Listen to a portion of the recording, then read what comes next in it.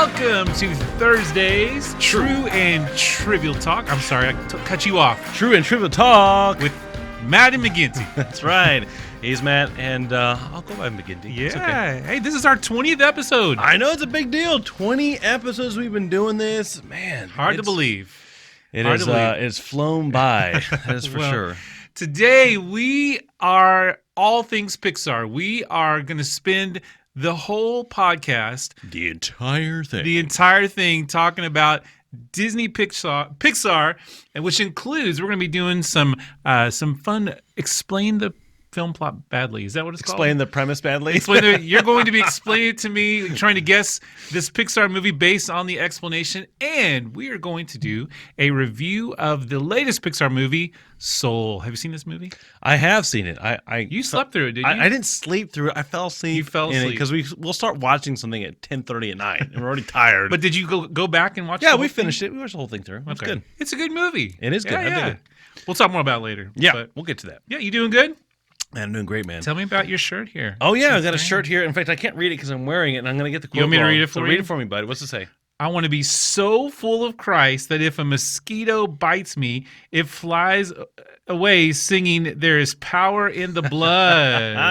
Power in the blood. Yes. Thank you, Chamber family, for buying these shirts for both me and Matt. Yes. Matt didn't want to wear it today because he didn't want to twink with me. I'll wear it next week. Next week. Yeah, that'd be a little weird, you know. We've accidentally twinked a couple times on a Sunday morning. Yeah. We're like, try not to stand next to each other in the altar call. It's like, hey, you go left, I'll go right. It's like most people probably don't notice, but you feel like they do. And you just feel like the eyes are like, oh, look, they look so cute. They plan their little outfits. matching outfits. No. We didn't. I didn't even know. Wrong. I don't even know him. Yeah, who is this guy? Jeez, Yeah. he just showed up for the podcast. Whatever. All right, I'll wear mine next week. Okay. All right. Well, before we get to our, I'm going to be giving Matt a quiz. I'm going to be listing off badly explained plots of Pixar movies, and he has to guess them. Now, is this going to be a thing where, like, now you're the quiz giver and No, I I'll let you quiz me next time if we do a quiz. Right, We've been doing a lot of quizzes lately. I know. I usually give them, and you answer. And last time I know. I answered. I found it first, so I feel like I get the one. Go for it, dude. All right. Yeah. But before we get to it, we need your top 3, bottom 3 of Pixar movies. Oh. Top 3, bottom 3. We'll do this real quick. Yeah, Pixar's been around like a long time. Like it has been. 95? Is that Toy? It started Which is with Toy Story. mind-blowing. Yeah, 1995, the first Toy Story movie came out. So, first fully 26 years? Is that 26 years? Yeah. Yeah. That's a long The year time. I graduated from college. Yeah. So, I was in middle school. all started with Toy Story. So, are we going to go ahead and just rank them? Right. Well, like give me right your top now? 3 first. Okay. So my top 3 would definitely include Toy Story. Of the... Is that number 1 for you? Well... It would be number 1. They're sort of not ranked by 1 through 3. I would say Toy Story 1 and 3 would be pretty close to the top spot there. So I don't know if that's cheating, but that's what I would say. And the thing here is, it's so hard to rank Pixar movies because I love them all. Like I've walked away from all of them thinking, you know what? I really they've like not made that a bad movie. Let's be clear about that. Yeah, they've not if you aggregate all of their tomato score readings, like their percentages on Rotten Tomatoes, it comes up to 97%. Yeah, that's crazy. That is unreal. If that's your batting average, I mean, you're like they make best, some great movies. Player ever. Yeah, they make some great movies. So there's things I've loved about all of them. So top 3, Toy Story would be the first 1 and 3. Okay. And then I would have to say after that, probably Up would be my second choice, and then third would be Cars. And the reason is because all of these movies, hey, life is a highway. It's hard to pick a favorite because they all correlate with like different phases in my life. And so like the first one, I just, of course I love the Toy Story movies, but I think about my kids, the first and the third one. So Toy Story and Cars, I think a lot about my kids because they were big into it. We bought the toys, and so we watched them over and over and over again. They have special memories. And then Up, just that has significance for my wife and I, and so it's a special movie. So those would be my top 3. Now let's do your top 3, and then we can do the bottom. All right, my top 3. Number 1, so I'm a big sci-fi guy. I love me some science fiction. Okay, so because part of the reason why I love sci-fi is because it tells us things, it teaches us things. Yeah. So that other genres can't. So WALL-E. I loved WALL-E. WALL-E is my favorite. Yeah, like hardly any words Yeah, in it's the whole. brilliant that it doesn't have to use Yeah, any dialogue in the first like 30, 40 minutes in the yeah, movie, but it tells you so much. yeah, Most, if you look at my picture top three, they all say something really significant, yeah. about culture, about life. And Wally, man, it makes some of the environmental things it kind of goes a little overboard on, but it makes a lot of commentary about excess, Yeah. which I really appreciate, and about human nature and just humanity in Like the general. people looking on their screens the whole time. When you first saw it, you're Yeah. like, man, that's a little extreme. Um, Hello, here we are. Everyone's looking at screens all the it's very time. predictive. Yeah, It scarily so. yeah, The other, I would say, number two for me is Incredibles. I love that the action sequences are awesome. Part of my criterion for top three is watchability, yeah, rewatchability. Can I enjoy this movie over and over and over again, rewatching it and enjoying and finding something new about it that I like? And so Incredibles is a big one for me. One, because it's a lot of fun to watch, but also it's super funny. hmm, I love how it plays on the James Bond motifs, but also in the superhero genre, kind of riffs on it in some really hmm, creative ways. But it says a lot of interesting things about culture and yeah, about just, human nature too. The whole you know, you are special. Everyone is special. That's a way of saying no one is special, hmm, and it really, Pixar sometimes takes some bold moves, taking some cuts at some, cultural tropes that we kind of hold dear that are, kind of in line with some of our conservative points of view as well. So, yeah. all right, my other top two, and these are kind of tied. I couldn't decide between Up and Toy Story 3. To me, they Okay. fill a emotional category. Oh yeah, Toy Story 3, man, that scene at the end just wrecked me. yeah. I was a 5-year-old boy It just still wrecks me. in It tears, still man. yeah. I mean, I'm not crying. You're crying. In fact, we have a running thing in our house whenever we watch it, which is often we kind of look over and just see if each other is kind of just wiping the tear away. And I have to admit, I'm totally cutting into yours. I'm sorry. No, I have to I do admit, it to you all the time. that's true. You do. We Chloe was watching Toy Story 4 the other day, and I've always thought Toy Story 4 is a good movie, but they should 3 was the perfect ending. Yeah, it was. When they made 4, I was like, oh, really? But the end scene, used to kind of it was like it's kind of annoying because I want Woody to stay with the gang, Yeah. But yesterday or whenever she wasn't watching, I remember kind of. I got a little sentimental again. I'm thinking, wait, I wasn't supposed to like this ending, and now Yeah. I'm tearing up because Woody's leaving. But yeah, I wanted to hate that movie. yeah, I really did. Yeah. I really did not. Because I was like, man, 3 was the perfect Yeah, ending, I man. know. Come on, I know. trilogy, Trinity, whatever. And it was just perfect send off. Yeah. But they just couldn't help themselves. yeah, I couldn't. But 4 was, I had to say, it was a great movie and beautiful too. Yeah. As a graphic designer, I look at some of the artwork they did with the lighting in the fair and the carnival. It's just mind And the blowing. antique store. Oh Like, yeah. all the detail. It was all just the amazing antiques. detail. Yeah, yeah. And then so it's tied with Up for me. Right. I can watch that movie several times. It is the only Pixar movie that got nominated for Best Picture award. Yeah. I mean, it is a good movie. Yeah. I mean, it just wrecks you. Like the scene where he and his wife, it's just the reminiscing of their life just before she dies. Hope I didn't give that away. If you haven't seen Spoiler alert. it.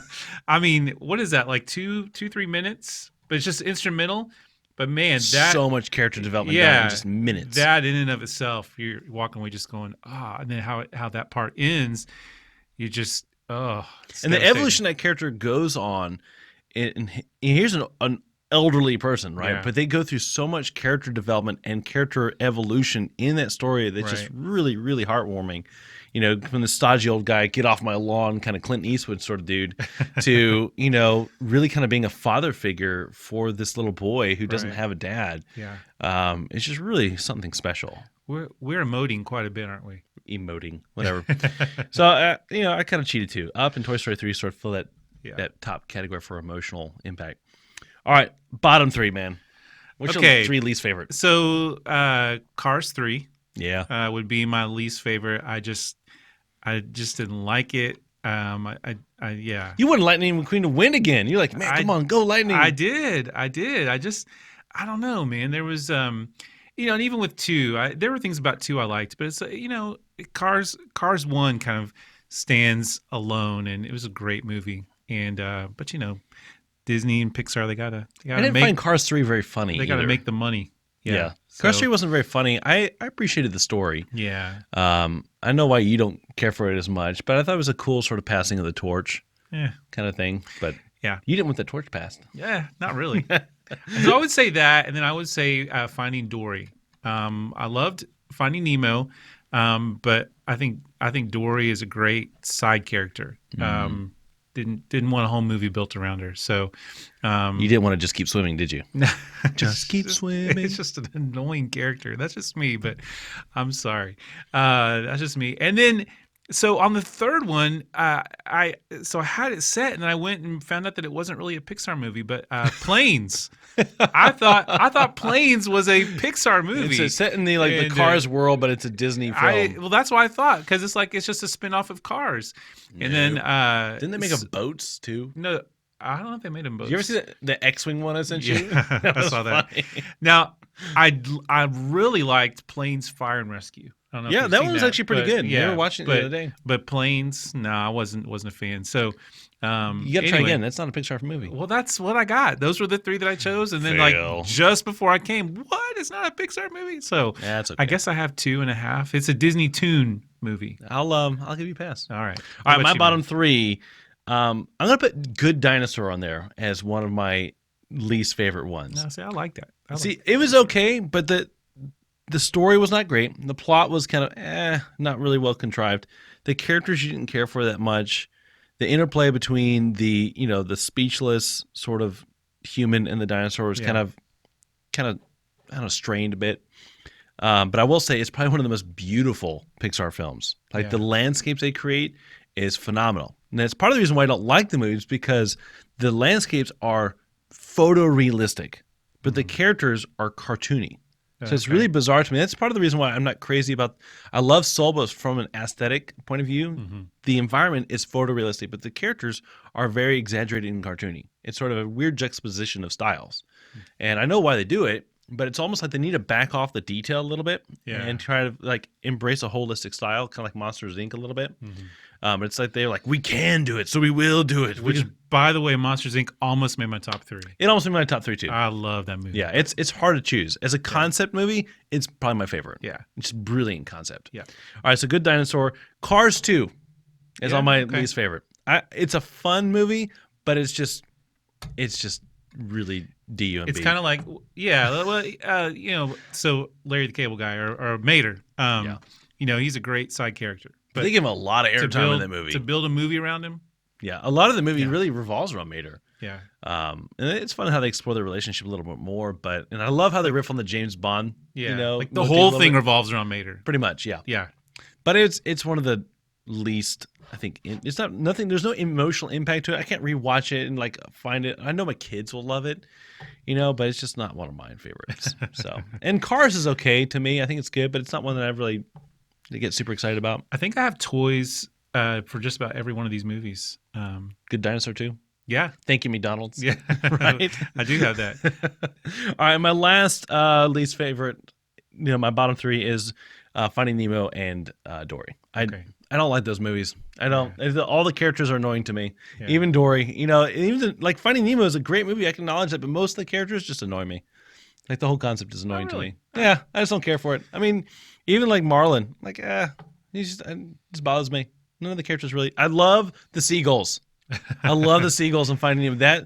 That cracks me up. And what's funny is all the animals sort of, the fish and stuff, their eyes are placed in sort of anatomically correct places, but the seagulls, they have them pointing forward. They decided to make, because birds, their eyes are on the side, but the seagulls, their eyes are pointing forward, and it just gives a super creepy, hilarious look to them that is just perfect. They are creepo. Yeah, it's super fun. Mine. You didn't like Marlin, huh?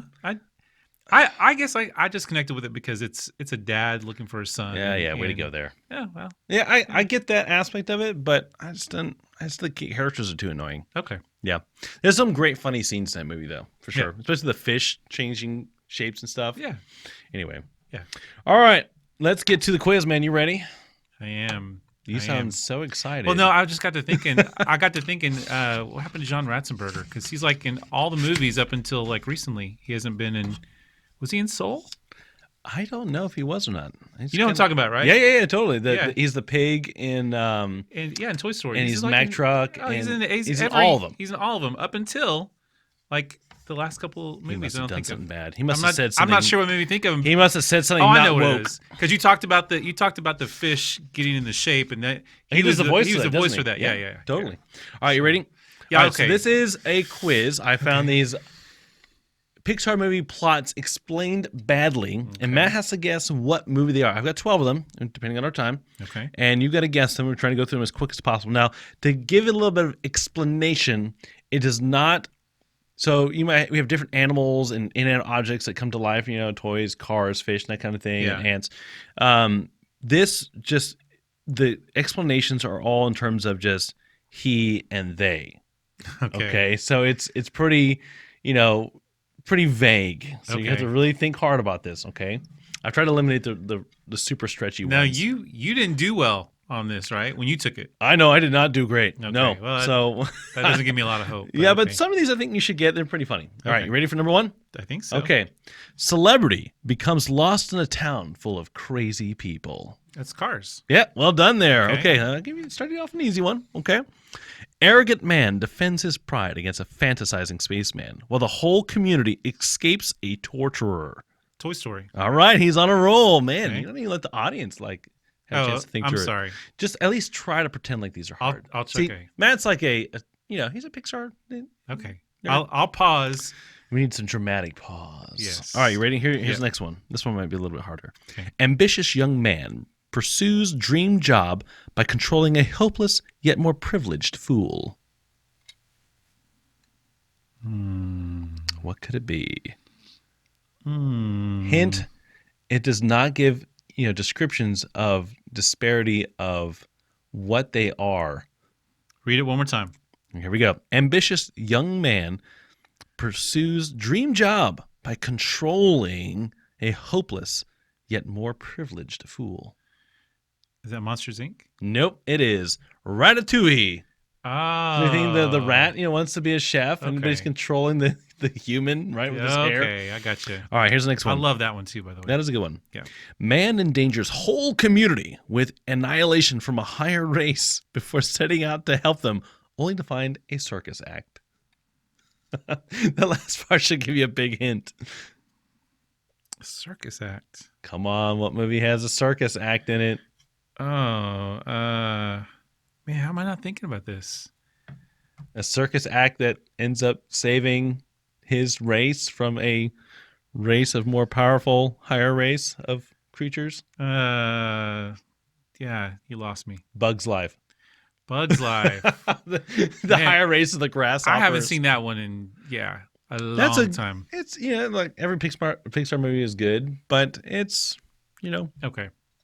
it's okay. All right, ready? Next one. Yep. Two grown men abduct a child and run away from the government.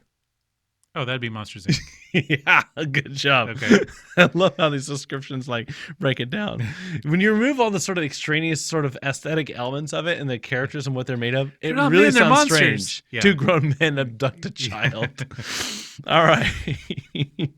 Community faces abandonment, then faces torture by small child, then faces imprisonment, then faces being burnt to death. Oh man.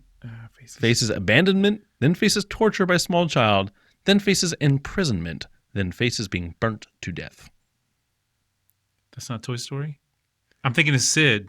It's Toy Story, but which one? Oh. Faces being burnt to death. What's the first one?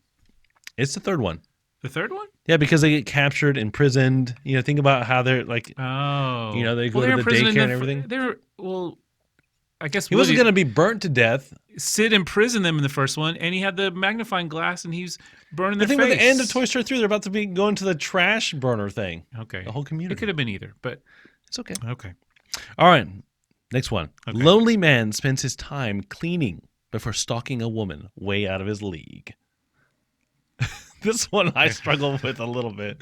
I'm not going to lie. It finally occurred to me. Cleaning. Lonely man spends his time cleaning before stalking a woman way out of his league. Uh, Astronomically out of his league. oh, Wally. Yeah, okay, You're Wally. welcome. I give you a big Got hint it. there. Okay. All right, next one. Man travels world to take part in competition where people keep on internally combusting. Incredibles? No, No. and people keep on internally combusting in a Eternally. worldwide competition. Worldwide competition. People internal combusting. Yeah. It's a struggle. These quizzes aren't easy, are they? No, man. What would that be? Internally combusting. What? Internal combustion. What character might have an internal combustion? Oh.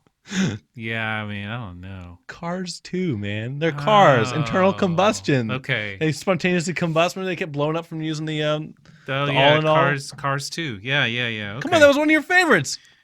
No, it wasn't one of my favorites. But- Cars. The but first car. Cars Okay. was. Okay. Okay. All right. All right. Next one. Okay. Everyone cries, and then a man defies physics to pursue dream until he discovers a stowaway and befriends two creatures. That'd be Up. Yep, that one's pretty straightforward. All right, here we go. Depressed, widowed father teams up with mentally unstable woman to find his disabled son. That'd be Finding Nemo. It sounds so dark. Yeah. Sounds like an Oscar-worthy Yeah, movie, right? right? All right, I got two more left for you. Okay. Friends fail to keep girl emotionally stable. Friends. Two friends fail to keep a girl emotionally stable. Inside Out. Inside Out. I got to say, it didn't make my top 3, but I loved that movie. Just all the thought that went into Oh it. yeah, and the just, psychology of it is brilliant. Oh yeah. The only reason why that didn't make my top 3 is because I found the main characters annoying, like joy and depression Sadness. and sadness. I didn't like the characters. Yeah, I get it, but it's just a great movie. Like it really makes you think, and It is and brilliant. Yeah, it's very funny. Okay. All right, last one, my friend. Okay. Man's midlife crisis endangers the whole family and a whole city. Dramatic pause. Dramatic pause. What could it be? Incredibles. Incredibles. That's right. Mr. Incredibles wants to keep doing superhero stuff. Yes. But yet the damage count is high. So I think I got more right than wrong. I think you did pretty good. I mean, this is Okay. up your alley. This is your Yeah. area of expertise, right? But it is hard thinking outside the. It is. Yeah. Especially when you don't have the hints with the characters. All right. Right. Well, we are going to put this on pause. Take and a when we quick come- potty break. a potty break. Oh, I gotta that's a run little to the- TMI there, I dude. gotta run to the bathroom. All right. Well, Matt does. You might have to also. If you need to take a potty break, go for it. But in 5 seconds, we're going to be right back with a review of Soul. 5 seconds. 5 seconds. I need You got longer than 5 5 seconds to seconds. go. Well, it doesn't be 5. Let's just do this. When we come back, there'll be a review of Soul, and we'll look at the theology of it and its applications. It'll be good. See you in a second. Okay, bye. And we are back, and hopefully you use that break wisely. Yes, use the time given to you. Yes, I'm much better now. So, hey, so let's jump into this. We are going to do this is our all Pixar theme show, right? Mm-hmm. Everything Pixar. So, we're going to be doing a review of the movie Soul, and not so much a review, but we're going to be talking about some of the spiritual implications because it is loaded with them. No doubt. Yeah. So. Here you got a guy, Joe Gardner. For those of you that haven't seen it, we'll try not to. And Matt's give going away to too much. explain the plot not badly. I don't know about that. He's going to do Because his it's pretty deep. But the bottom line is that Joe Gardner he's a jazz musician. He's a school teacher teaching jazz to help pay the bills. But his dream is to become a performer. And he on the piano. On the piano, yeah, jazz pianist, and he is just on the verge. And I'm not giving away too much here by saying this because the whole movie's about this. But Yeah, spoiler alerts yeah, to some degree. he's on the verge of getting his dream when he dies, Yep. and the whole rest. Well, of he the doesn't movie, quite die, right? He falls like in a manhole, and so he That's goes into true. a coma. That's true. Yeah. So he is heading towards death. He's in that state where, and he's asked to then help. This is where I'm gonna Okay, have let me trouble help you out a explaining little bit, Matt. So because his mission from there is to help. we're jumping over some major plot points here.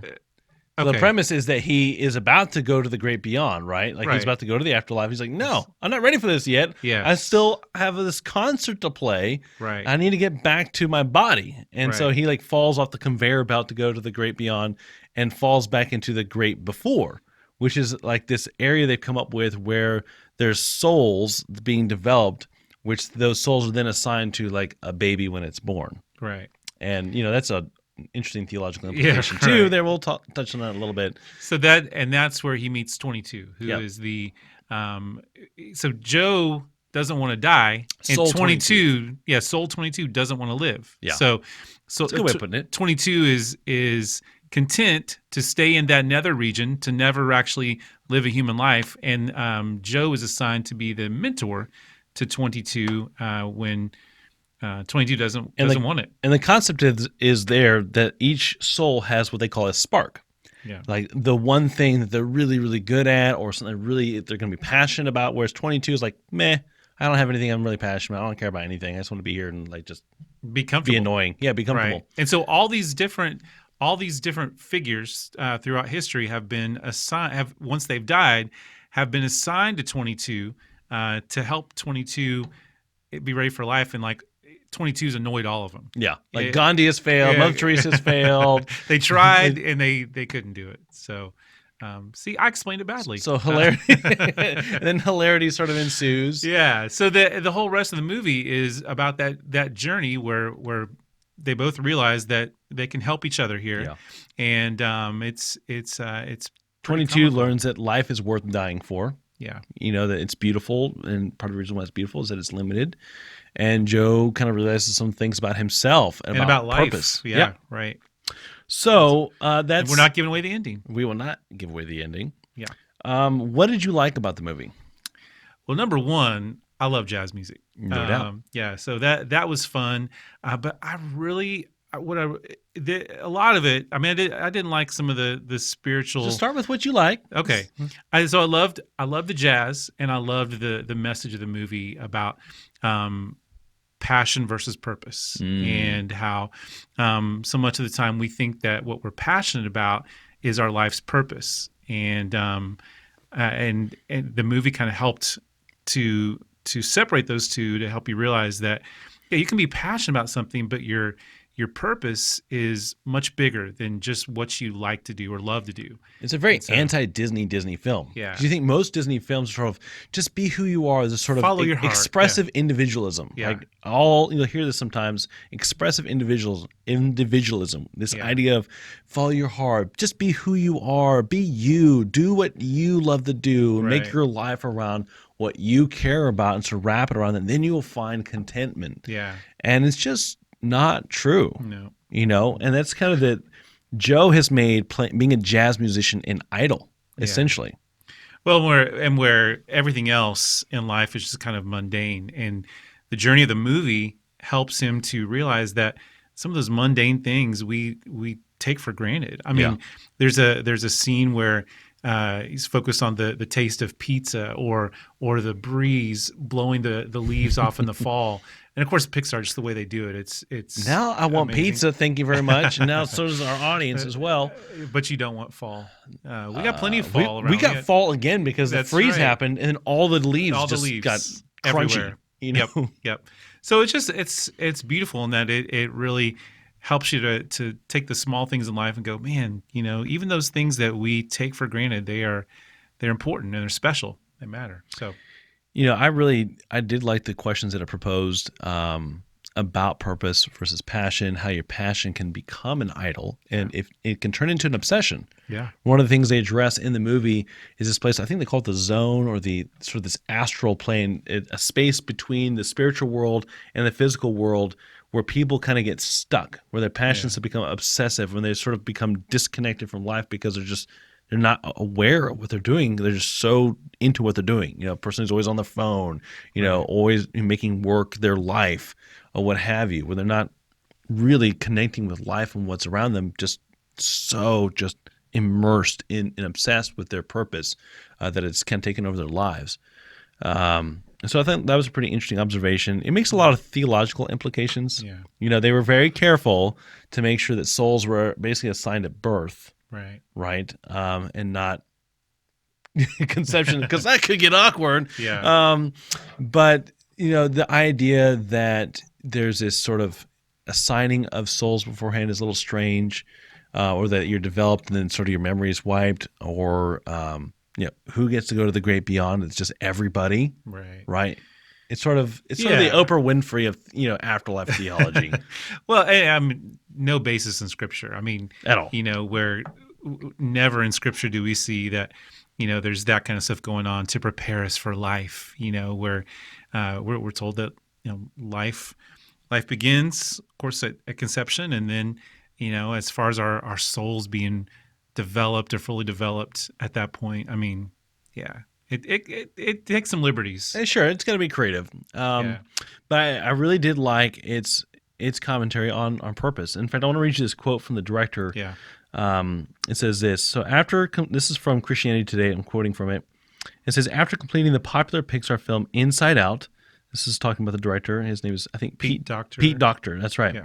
He was left wondering what was next. I realized that, and this is a quote from Pete Docter. I realized that as wonderful as these projects are, there's more to living than a singular passion. Mm-hmm. Doctor said, sometimes the small, insignificant things are what is really about, what life is really about, the things that we just kind of pass over, because we get in these ideas like, I have to do these big things for God, do these big things with my passion, really fulfill my purpose.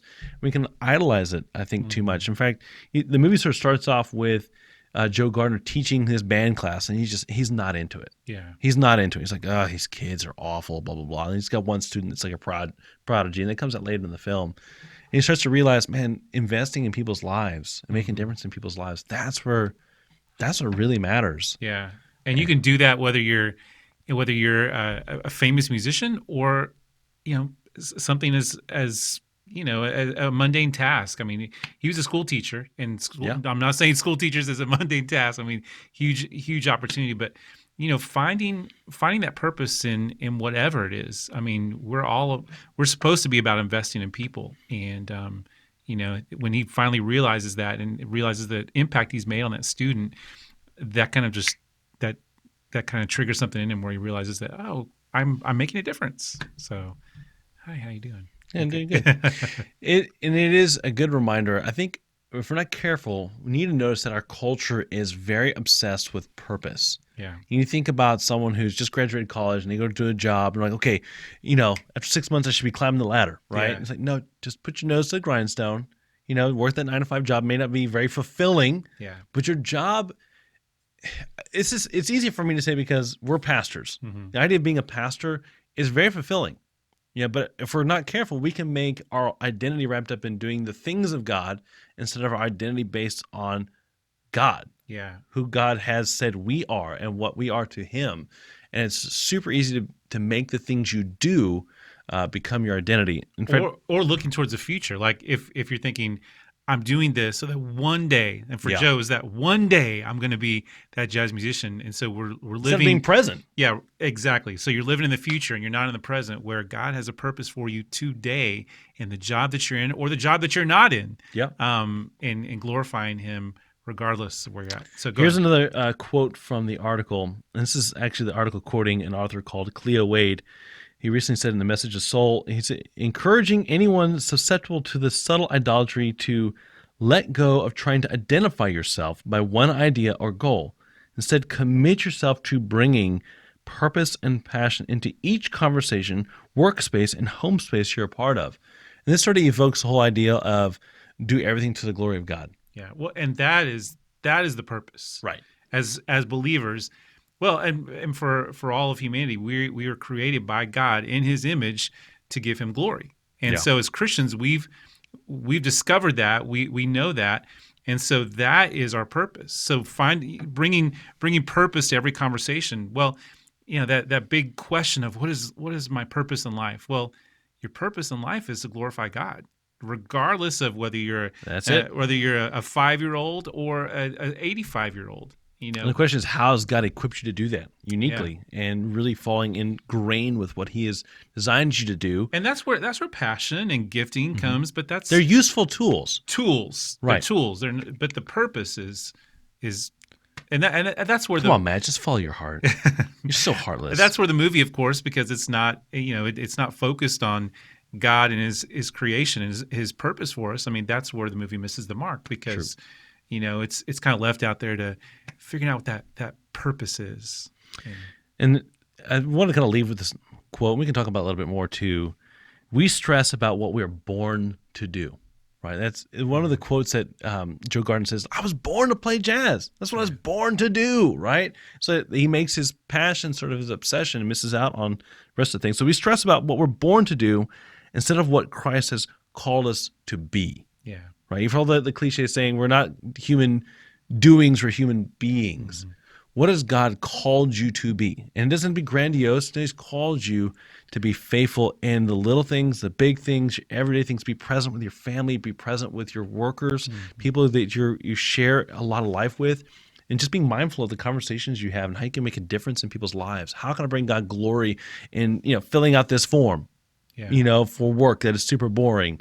How can I in our jobs too, there's parts of being a pastor that are not super exciting. There's some mundane things we have to do, like filling out forms for this or that, or I'm trying to think, editing a podcast audio. Hey, doing the podcast is fun. The post-production, not so much, Oh, I'm glad you Matt wouldn't know anything about that. No. See, I'm living out my purpose. It's okay. My passion.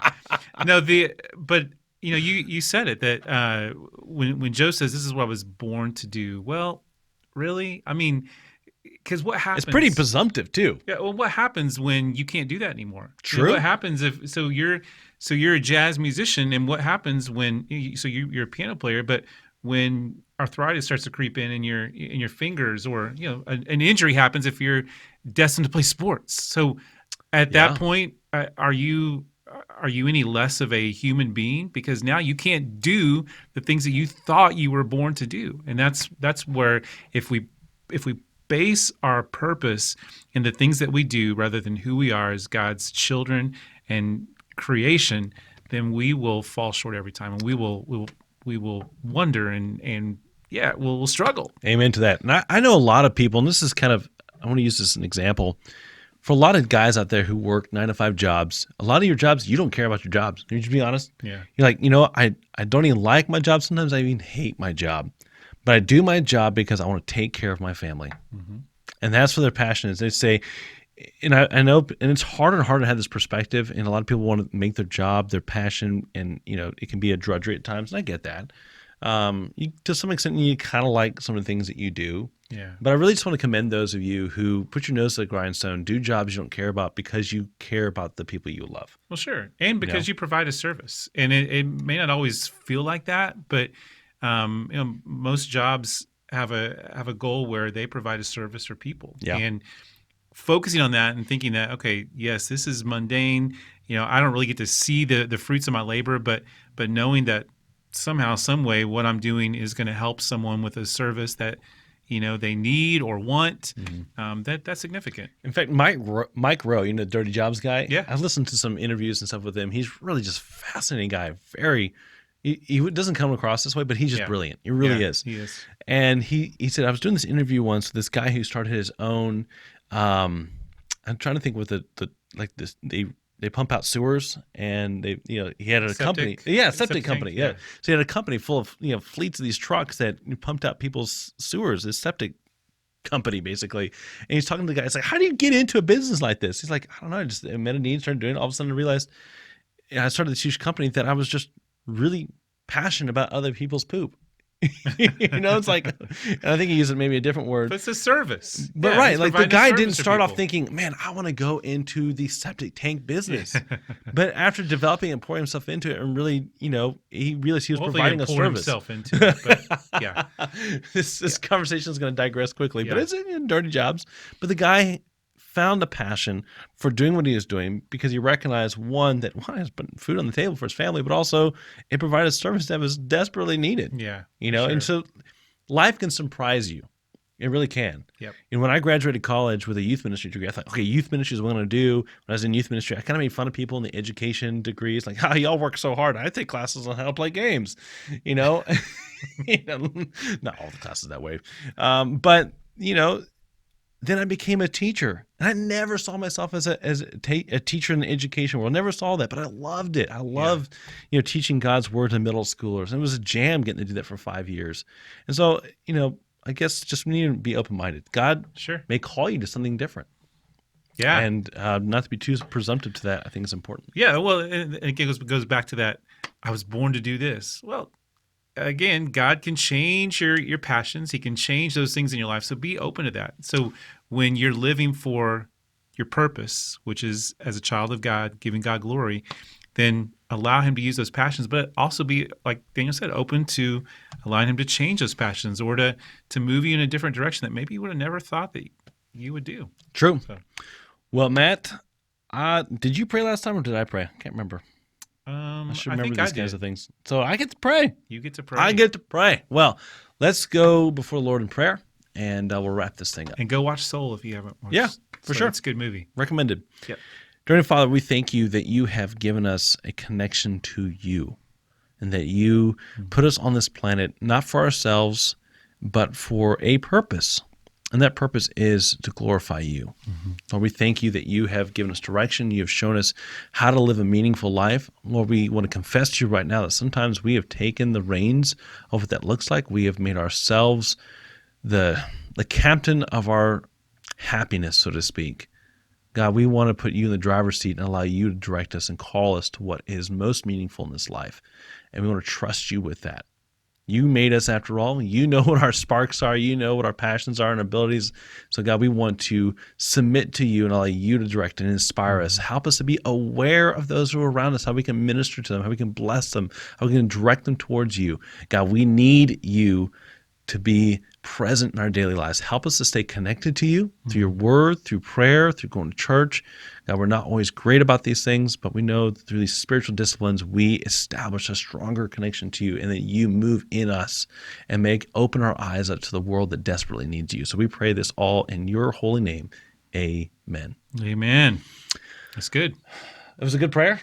No, it was a good show. It was a good show. Okay. Yeah, the prayer was I good don't know if you're too. getting the two thumbs up for the prayer or something. Okay, whatever. No, it's good. It's good stuff to think about. For sure. Yep. Well, thank you all for tuning in, and hopefully this was encouraging to you. Maybe you can go watch Soul. I think it's only on Disney Plus, so not necessarily we're selling Disney Plus subscriptions here or anything, but find a way to watch it if you can. It's a good movie. It is a good movie. Take it with some of the theology with a grain of salt. I'm kind of curious what your favorite Pixar movies are. Yeah, seriously. If you leave a comment on this post what your favorite Pixar movie is and what your least favorite one as well. Yes, So, but don't say planes because it's not a Pixar movie. Not a Pixar movie. That's right. Matt failed. All right, you can listen to us on so many platforms: the Googles, the iHeartRadio, Matt's Spotify. favorite, Spotify. Yep. And Stitcher. And you can always ask, hey, Alexa, play Tune In Podcast Thursday, True and Trivial Talk, and she will play your favorite podcast Why did for you you. say the tune Because that's the company that does it for you. So you have to say Tune In. Yeah, say Tune In Podcast. All right, well, y'all have a great day, and we will see you next week. Bye.